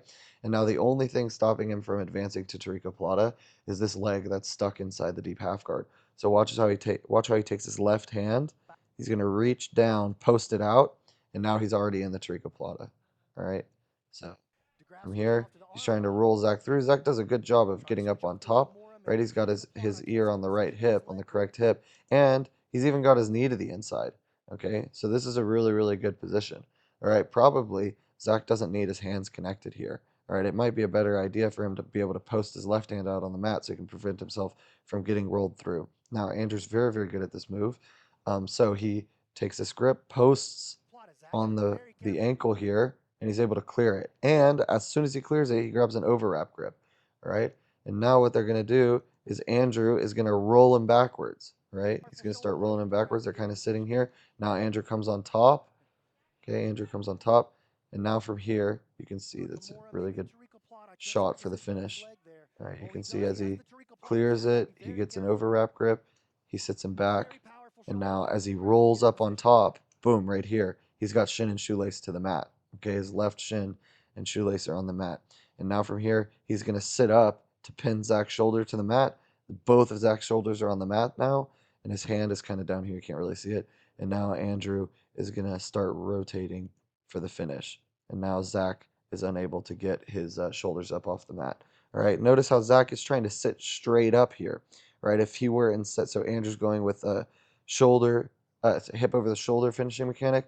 If Zach were able to walk his feet around towards his right, then he might be able to prevent Andrew from putting on some pressure initially in high step. But instead, he tries to pull his head up, and that actually makes the submission tighter for himself. And now he gets submitted. Okay, so let's watch the whole thing from the beginning.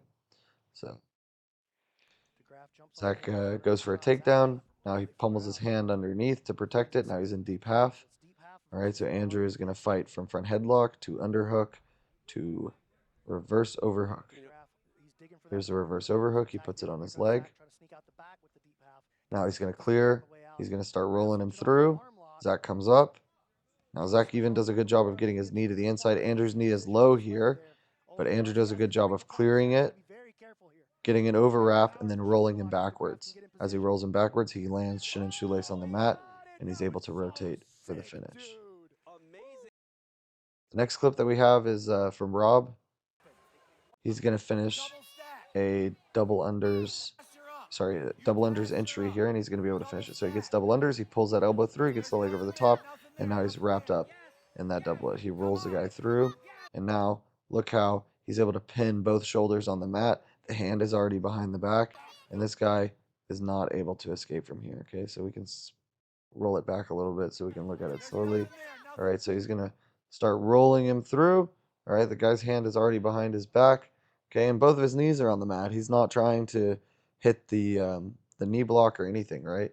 So now he's going to roll through, and he doesn't roll through with the intention of getting his ear to the wrong hip. Watch how he just rolls straight through. Okay, look at his head here. His head's here. He rolls straight through. All right, and Rob is able to come up to shin and shoelace here. Now he's in shin and shoelace, and this guy's ear is on the wrong hip, right? He's gonna get submitted. It's the correct hip for Rob, right? So now Rob is able to stabilize the position with shin and shoelace, pin both shoulders to the mat, and now he gets the tap. Right, puts the hand behind the back, and the guy taps. Okay, so that is 2 times that the Tarikoplata was successful. I think it's important that we look at these successful attempts so that we can see later how the other ones fail. All right, so here's another clip of Rob. I think this is from IBJJF Worlds or Pans or something like that. This is from maybe a year ago. But here's another clip of Rob. This time he fails the Tarikoplata, so we learn a lot from this one. So he's on top here, and he actually hits an insane entry. He goes for the Row Drag, and as the guy goes to pull his hand back in the middle, then he just falls over the top. This is sweet. And now he's got a Tarikoplata. Now, the problem is that Rob's leg is trapped here, right? So as they go, his leg is kind of in between, or, this guy's left shin is up inside. So you can see as they roll through now, look at how his shin is already behind Rob's butt. So he's in that good position. And now as they roll through, right, he's still got his shin there, and Rob is unable to hold on as the guy is going to straighten his arm and pull it out, or Rob bails for whatever reason. Okay, so let's look at this again. So Rob goes to the Row Drag and fails the Row Drag, but then that puts him straight into Tarikoplata. Super cool injury. All right. Now he sits and he goes to throw it in, but this guy has a shin in front, and so he's able to use the shin to pull out. All right, so the next 2 clips are counters that go directly into back takes. Okay, so this one is Oliver Taza and John Combs. Funny story, this is actually my first event ever, and they had me reffing this match. You can see I was so unprepared, I wasn't even wearing socks. So, anyways, this was a very good match. Oliver goes on to win this match by knee bar after kind of a come behind victory. But this is a super good example. Again, we have double unders passing attempt, and then Oliver is going to be able to get from the double unders straight into Tarikoplata. So here he goes, getting to his Tarikoplata now. All right, so he's got it here. And John does a great job initially of stepping up his leg. Okay, so this is what I'm talking about. If you know where the positions, the common entry positions are, then you can start escaping early, right? And so John does an amazing job here of putting his knee up early. All right, and now as Oliver goes to switch his arms, there's nothing there for him. The arm is already straight, right? And then John is going to step his foot on the inside. He's going to take his left hand up to the trap. Boom. And now he's able to pull his arm out. All right, all because he started that defense early. Okay, and from here he ends up taking the back. Right? Now Rob had a very similar situation here where he's going for the same thing, right? He's got Tarikoplata. Unfortunately, the clip on flow starts super early, so this is as close as we can get. But notice how this guy has his arm completely straight and his elbow facing entirely the wrong way. So presumably what happened before the clip started is that as Rob entered, he's already straightening his arm and turning his elbow pit in. Okay, you can see his elbow pit's already in here, and he's got this trap grip over the back. All right, so now he's going to chase the back, and Rob is going to not be able to finish this. Right now, as they fight here, eventually his opponent, Robert's opponent, is going to use his left foot to kick out. Right, so he could even be limping his wrist in this position. Right, he's kind of holding himself in this position. He could limp his wrist and escape, but the solution his opponent comes up with is to use his left foot to kick out. Boom, and now he's on the back, and then Rob is able to escape and get back to guard. All right, so this is a back take that you can do, right? And I just wanted to show you guys how escaping early, either by fitting the shin in, or rotating your arm, straightening and rotating your arm, is a great way to escape. Okay. Now the last one is going to be a clip of Kyle. So this is Kyle on bottom. I apologize for the quality of the clip. I couldn't get it any better. But this is Kyle on bottom. I think this is the ADCC Miami Open. And this is the best illustration of everything that happens to escape a Tarikoplata. Okay, a lot of people are escaping kind of intuitively. And I think that's what happens here. But he does almost everything correct to escape.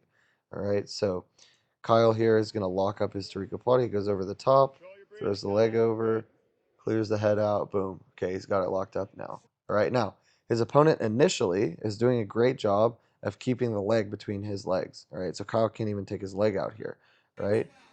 But now Kyle's able to fight, and eventually he's able to pull his leg out and lock up the Tricoplata. All right, so this is another early stage defense.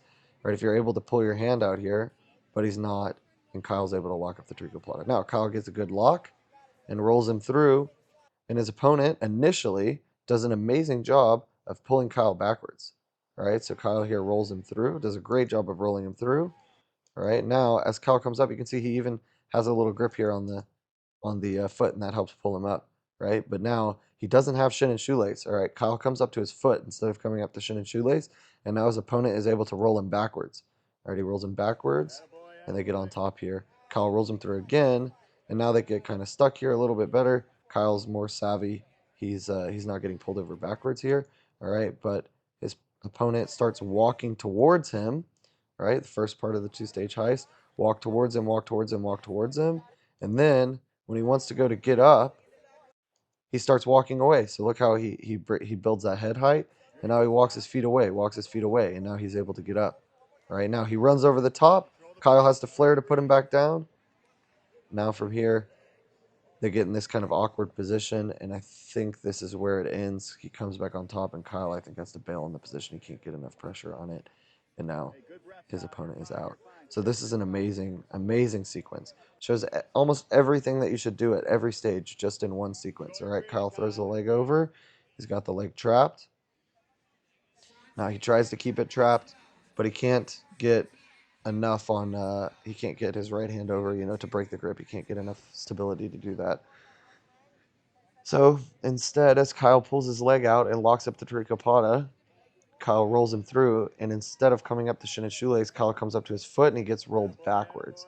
Now his partner comes up and he rolls through again. He gets stuck here, so he's going to start walking towards. Kyle can't put any finishing pressure on here because he's walking towards. Okay, walks towards, walk towards, walk towards. Now, when he feels the finishing pressure come on, he starts to raise his his head up, and he walks his feet away, and now he can get up. Now from here, he runs Kyle over. Kyle has to flare his knee, and then in the ensuing scramble, his opponent is able to pull his arm out. Okay. So that is Tarikoplata defense. Thanks everybody for watching. Thanks for tuning in. And let me know if you guys have any questions. Shoot me a message on Instagram at Heath_the_ref. If you want to have me out for a seminar or private, just shoot me a message. And remember, the seminar is donation based. I'll have all the information up here and in the video description. So do not forget, send me whatever you thought the instruction was worth. You might pay $300 for Gordon Ryan instructional. Obviously I'm not Gordon Ryan, and this is significantly shorter, but I think it's great content and totally worth your investment. So I appreciate you guys all for watching. I appreciate your donations, and I'll see you guys in the next one.